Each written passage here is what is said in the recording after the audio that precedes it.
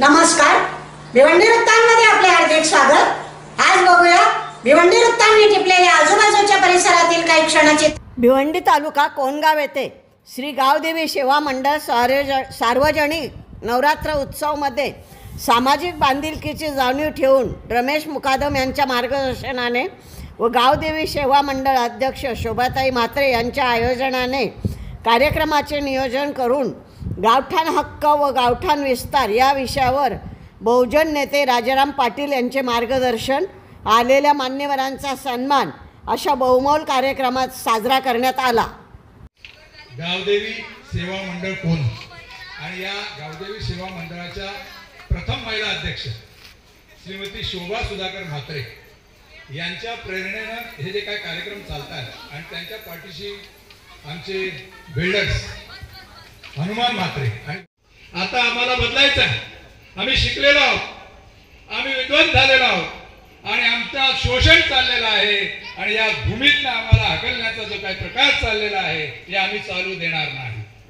मध्यंतरी बातमी आली होती, लोढा अमुक केल्याने 80 कोटी रुपये काहीतरी गडबड केली। अरे जागा कोणाच्या? आग्र्यांच्या, कोळ्यांच्या आणि कुंड्यांच्या। आणि या जागा आता कोटीच्या घरात गेल्या म्हणून आपल्याला महत्व आहे।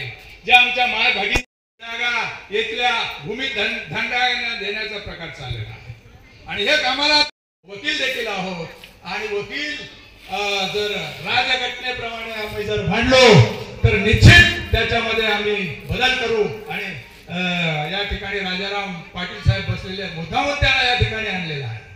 धार्मिक पगडा ठेवून आम्हाला कुठेतरी कुंठित करण्याचा प्रकार चाललेला होता आणि आता तो प्रकार चालणार नाही, या दृष्टीने हा कार्यक्रम महत्त्वाचा आहे। नवरात्र उत्सवामध्ये समाजाचं प्रबोधन करणं हे आपल्या ठाणे, रायगड, पालघर, मुंबईत अत्यंत अवघड गोष्ट आहे आणि ती गोष्ट यशस्वी करण्याचं काम निवृत्त पोलीस अधिकारी रमेश मुकादम यांनी केलेलं आहे। त्यासाठी सगळ्यांनी जोरात टाळ्या वाजवायच्या। याच्या अगोदर आमचे कराडे दादा मला सारखे फोन करत होते, कुठे आहात। तर अशी उत्कंठा असणारी माणसं फार महत्वाची आहेत। आजचा जो कार्यक्रम आहे हा नवरात्र उत्सवाचा कार्यक्रम चालू आहे। मला वाटतं संपूर्ण महाराष्ट्रामध्ये कोणगाव हे पहिलं गाव असेल की नवरात्र उत्सवामध्ये गावाच्या अधिकाराचा विषय आपण घेतलेला आहे। संपूर्ण महाराष्ट्र हे बघतोय। तुमचं सगळ्यांचं अभिनंदन म्हणून एकदा टाळ्या वाजवा। आपल्या देशामध्ये महिलांना सगळ्यात जास्त मान होता याचा पुरावा म्हणजे कोण गावातली गावदेवी माता। आगरी कोळ्यांच्या, कराड्यांच्या कुठल्याही गावात तुम्ही गेलात तर पहिलं मंदिर हे गावदेवीचंच असतं। राम, हनुमान, श्रीकृष्ण हे नंतर आलेले देव आहेत, पण पहिला मान हा आईचा आहे। आज हा नवरात्र उत्सवामध्ये गावठाण हक्काचा विषय घेतलेला आहे। आपल्याला कल्पना आहे की ही जी ठाणे जिल्ह्यातली सीमारेषेवरची जी गावं आहेत ती गावं किती वर्ष जुनी आहेत तर 2500 वर्षाचा रेकॉर्ड इथे आपल्याकडे आहे। म्हणजे ठाण्याच्या गॅजेटमध्ये आहे, रायगडच्या गॅजेटमध्ये आहे। तुम्ही जर ठाण्याचं गॅजेट काढलं, रायगडचं गॅजेट काढलं तर तुमच्या गावाचा उल्लेख आढळतो। परंतु कोण गावाचं नाव इतिहासामध्ये छत्रपती शिवाजी महाराजांच्या आरमाराच्या स्थापनेचं गाव म्हणून प्रसिद्ध आहे। त्या कोण गावातले त्या काळचे आगरी कोळी लोक छत्रपती शिवाजी महाराजांच्या आरमारासाठी लढले आणि आरमार किती मोठा आहे। इंग्रजांचा आरमार रत्नागिरीच्या समुद्रात बुडवणारे आमचे पूर्वज आहेत। आज कोणी आगरी कोळ्यांच्या खरं म्हणजे नादाला लागू शकत नाही, पण आमचा इतिहास विसरल्यामुळे आज आपल्याला घरं आणि गावठाण वाचवायची सभा घ्यायची वेळ आहे। तुम्हाला माहिती आहे ठाणे जिल्हा कोणी लुटलेला आहे? आता बातमी यायला लागले राजन लोढांनी कसं लुटलं आणि त्याला शेवटी आतमध्ये टाकला लोकांनी। पण लोढांनी 5 कोटीची केस माझ्या नावावर केले। मी कुठला? उरणचा। मी इथल्या शेतकऱ्यांसाठी आलो आणि त्यांनी माझ्यावर केस टाकली 5 कोटीची की राजाराम पाटलांनी मला बदनाम केलं। आता चोर कोण आहे सिद्ध झालेला आहे। तुमचाच माणूस लोढा चोर आहे, पोलिसांनी त्यावर केस दाखल केलेली आहे। मग आमचे शेतकरी चोर नाहीत, आमच्या जमिनी तुम्ही चोरल्या। पण मला एवढं वाईट वाटलं की या जिल्ह्यासाठी लढत असताना इथल्या समाजाने आम्हाला पाठिंबा द्यायला होता। पाटील साहेब तुमची केस आम्ही लढतो हे बोलायला पाहिजे तुम्ही। जर आमच्यासारखे लढवय्ये लोक वाचले नाहीत तर बिल्डर लुटतील। या सभेत पण बिल्डर आहेत। एक 7-8 वर्षापूर्वी कल्याण नोंदणीतले 200-300 बिल्डर माझ्याकडे आले होते। त्यांनी सांगितलं दादा आम्ही जमिनी खरेदी केल्या की त्या जमिनीला ग्रीन झोन टाकतात आणि बांधकाम केलं की आमची घरं अनधिकृत फ्लॅट ठरवतात आणि आमच्यावर केस करतात. हे कोण लोढावाले. पण त्यासाठी लढा उभा करणं इथल्या बिल्डरांचं काम होतं. आमच्या गावात आम्ही बिल्डर नाही होणार तर काय आम्ही पुण्याला होणार, आम्ही काय नाशिकला होणार की आम्ही नागपूरला होणार. आमच्या गावात आमची पोरं बिल्डर होणार. पण ही भूमिका आमच्याकडे मांडली गेली नाही. आज प्रश्न असा आलाय की नवी मुंबईतली 95 गावं ज्या गावांनी सिडकोसाठी आपल्या पिकत्या शेतजमिनी दिल्या, आमची शेती गेली, मासेमारी गेली, पिठागरं गेले, बागायती गेली, वीटभट्टी गेली आणि त्या त्यागातून दगड सुद्धा आमचा, दगडखाली सुद्धा आमच्याच. आणि आज या ठाणे जिल्ह्यात, रायगड जिल्ह्यात, मुंबईमध्ये आमची जी मूळ गावठाणं आहेत ती गावठाणं अतिक्रमण आहे असं नगरविकास खातं म्हणतं, सिडको म्हणतं. नगरविकास खात्याचे मंत्री कोण आहेत? एकनाथराव शिंदे. तुम्ही जर या जिल्ह्यात येऊन मुख्यमंत्री होऊ शकता कोणाच्या कृपेने? आगरी कोळ्यांच्या, करड्यांच्या कृपेने. मग आज तुम्ही कृतज्ञ राहिलं पाहिजे इथल्या मातृभूमीबद्दल. तुम्ही आमची गावठाणं अनधिकृत कशी ठरवता? आणि आज जो विषय आहे तो कोण गावच्या गावठाणाचा, की कोण गाव हे ऐतिहासिक दृष्ट्या महसुली गाव आहे, याचा गाव नकाशा काढायचा. तर गाव नकाशा काढल्यानंतर तुम्हाला एक असं मूळ गावठाण दिसेल, ठिपका दिसेल त्रिकोणी चौकोनी. तो किती आहे तो मोजून घ्यायचा. प्लॅनर किंवा आर्किटेक्ट असतात किंवा मोजणी करणार, त्यांना माहित असतं. मी तुम्हाला उदाहरण देतो. आमच्याकडे मुंबई पुणे रस्ता आहे, तर ते कळंबोली गाव आहे. त्या गावाचं आम्ही मूळ गावठाण मोजलं ते निघालं 2 एकर. मग 2 एकरच्या भोवती 1970 नंतर ज्या पिढ्या आल्या त्यांची वस्ती वाढली आपल्या शेतामध्ये. तुमच्या गावात पण शेतामध्ये घरं आहेत, आता दादाने मला दाखवली ती शेतामधली घरं आहेत. त्यांना सरकार गावठाण म्हणत नाही. म्हणजे 2 एकर सोडलं तर 32 एकर त्या कळंबोलीचं ते काय म्हणतात, हे अतिक्रमण आहे. आणि मग हे अतिक्रमण केलेला नोटीस लावणार. आता नोटीस सुटलेल्या आहेत, नवी मुंबईला सगळ्यांना नोटीस आलेल्या आहेत. आणि नोटीस लावून सांगणार की तुमची घरं ही अतिक्रमित आहेत. आणि म्हणून त्या कोण गावची जी मूळ ग्रामपंचायत असेल, कधी स्थापना झाली ग्रामपंचायतीची? 51 ला 58 ला झाली. परंतु ग्रामपंचायत अधिनियम 1967 ला आला. 3 वर्ष समजा त्यामध्ये गेली. 70 साली सुरुवात झाली ग्रामसभेला. तर पहिल्या ग्रामसभेने मूळ गावठाण मोजलं असतं. कोण गावचं 3 एकर असेल तुमचं किंवा 4 एकर असेल ते मोजलं असतं. तर 1970 ते 80 10 वर्षामध्ये जी जनगणना होते तिला 10 वर्षासाठी 200 मीटरची हद्द वाढवायची असते. किती? 200 मीटरची चारी बाजूने. 80 ते 90 200 मीटर. 90 ते 2000 300 मीटर. 2000 ते 2010 किती मीटर? 400 मीटर. 2010 ते 2020 किती? 500 मीटर. सॉरी 500 मीटर नाही, 200 5 वेळा.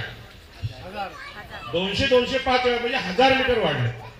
मोबाईल नका वाजवू. 1000 मीटर म्हणजे किती? 1 किलोमीटर. म्हणजे कोण गाव चारी बाजूनी 1 किलोमीटर वाढवण्याचा अधिकार आपल्याला ग्रामपंचायत अधिनियमाने मिळतो. आज हा जो ग्रामसभेचा ठराव त्या ग्रामपंचायत सदस्यांनी घेतला असता तर आपलं गाव किती झालं असतं गावठाण? 1 किलोमीटर चारी बाजूने 1 किलोमीटरचा परिसर. ठाणे जिल्ह्यात एकही गावठाणाचा ठराव मंजूर झालेला नाही. ठाणे जिल्ह्यात ते सांगतात क्लस्टर लावा. क्लस्टर आणि SRA काय प्रकार आहे? समजा 10 एकर मध्ये गाव असेल तर 1 एकर मध्ये टॉवर मध्ये आपल्याला बसवणार आणि 9 एकर बिल्डरांना विकणार. मगाशी मी सांगितलं मूळ गावठाण मोजा, विस्तारित गावठाण मोजा, प्रत्येक घर मोजा, मोकळे रस्ते मोजा. आज एवढी जागा मोकळी आहे आपल्या देवी मंदिराची. ही जागा SRA आणि क्लस्टर मध्ये पकडत नाही, बिल्डरला फुकट मिळते. जागा आम्ही सोडली, आम्ही तर मंदिर इथं पण बांधू शकलो असतो. ही जागा तुम्हाला फुकट का द्यायची हा मोठा प्रश्न आहे. खरं म्हणजे आज आपल्या जमिनी गेल्यानंतर आपली गावं वाचवण्याची चळवळ, घरं वाचवण्याची चळवळ ही अत्यंत महत्वाची आहे. कशी करायची याचा प्रोग्राम आपल्याकडे आहे. प्रत्येक घर आपण मोजलं पाहिजे, प्रत्येक रस्ता मोजला पाहिजे आणि प्रत्येक गाव मोजलं पाहिजे. आज ही निवडणूक आता आहे महानगरपालिकेची. लोकसभा विधानसभा संपलेल्या आहेत. मी 1 वेळा आमदारकी लढलोय, 2 वेळा लोकसभा लढलोय. मोठेपणा म्हणून सांगत नाही. तर हे जे विषय आहेत हे कुठलाही नेता घेत नाही. आणि म्हणून गावठाण मोजणं हा आपल्या समोरचा प्रश्न आहे. आणि जर आम्ही मूळ गावठाण मोजलं, विस्तारित गावठाण मोजलं, त्याचा प्रस्ताव जर जिल्हाधिकाऱ्यांनी दिला, भूमी अभिलेखला दिला, तर गावठाण अधिकार आपला पहिला आहे, तो संविधानामध्ये आहे, कायद्यामध्ये आहे, महसुली अधिकार आहे. परंतु याच्याविषयी चर्चा नसल्यामुळे आपल्या समाजात आपल्या गावठाणांवर आज धोका निर्माण झालेला आहे आणि धोका गावं तुटण्याचा आहे. चारी बाजूला टॉवर झाले आणि टॉवर झाल्यामुळे ते लोक बोलतात कोण गाव ही झोपडपट्टी आहे, गलिच्छ वस्ती आहे, SRA करा, ह्याचा क्लस्टर करा. कोण गावाचा इतिहास काढायला किती पराक्रमी लोक इथे झाले.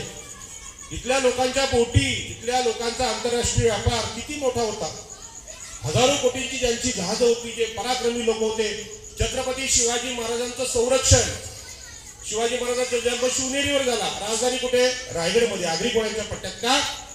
त्यांना माहित होतं चंद्रराव मोरे या मराठ्यांनी शिवाजी महाराजांना विरोध केला, पण एकाही आग्र्यानी, एकाही कोळ्यांनी, एकाही भंडाऱ्यांनी, एकाही कराड्याने शिवाजी महाराजांशी गद्दारी केली नाही.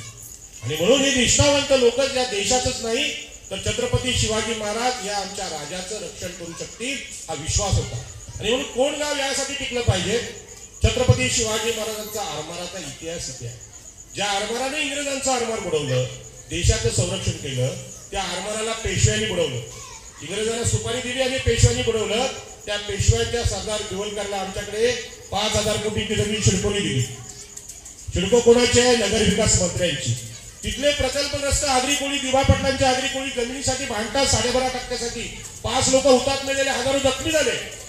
त्यांना एक गावठाण मिळू शकत नाही. आणि म्हणून कोण गावठाण मिळवणं हे तुमच्या वर्षभराचा पुढचा प्रोग्राम असेल. आणि म्हणून ही सभा झाल्यानंतर काय आपलं घर एक मोजायला तुम्ही कलर मारायला लागलेत घराला तरी 50,000 लागतं आणि एक घर मोजायचं असेल तर 2,000 रुपयात ते होतं. तुम्ही ताबडतोब घरं मोजून घ्या. मी सर्वेवर तुम्हाला देतो. गाव मोजून घ्या. तो प्रस्ताव आपण जिल्हाधिकाऱ्याला देऊ, तो प्रस्ताव आपण भूमी अभिलेखला देऊ आणि सांगू हे गाव बांधायला कुठल्या बाहेरच्या बिल्डरची गरज नाही, लोडाची पण नाही आणि अडाणीची पण नाही. हा ठराव आहे. बोला जमीन आमच्या हक्काची, अरे जमीन आमच्या हक्काची. कोण म्हणतो देणार नाही? कोण म्हणतो देणार नाही? लोकनेते दिबा पाटलांचा, लोकनेते दिबा पाटलांचा, नारायण नागू पाटलांचा, डॉक्टर बाबासाहेब आंबेडकरांचा, आई एकविरेचा. बघा या कार्यक्रमाच्या धाडसाबद्दल मी आपल्याला धन्यवाद देतो. आणि ते आमच्या गावाचं नाव काय? चावंदे वळसे. या गावातून इथे पण त्यांच्याकडे पण सभा झालेली आहे. त्यांनी सांगितलं की नवरात्र होऊन जाऊ द्या, पण मुकादम साहेबांनी रेकॉर्ड ब्रेक केला अख्ख्या महाराष्ट्रात. जोरात टाळ्या होऊ द्या की नवरात्र उत्सवामध्ये जमीन हक्कांचा लढा, दिबा पाटलांचा लढा आगरी समाज घेऊ शकतो. आणि बाबासाहेबांच्या समाजामध्ये आद्य कर्तव्य आहे. पहिलं काम त्यांचं आहे. आणि म्हणून ही सभा घेतल्याबद्दल मी आपल्याला धन्यवाद देतो. ही सभा जाहीर आहे आणि ही नवरात्र संपायच्या आत गाव मोजणीला सुरुवात करा. ही जबाबदारी मी बिल्डर असलेल्या मजबूत भावावर देतो. जय हिंद, जय महाराष्ट्र. आई एकविरेचा, आई एकविरेचा. जोपर्यंत आपल्या ठिकाणी उपस्थित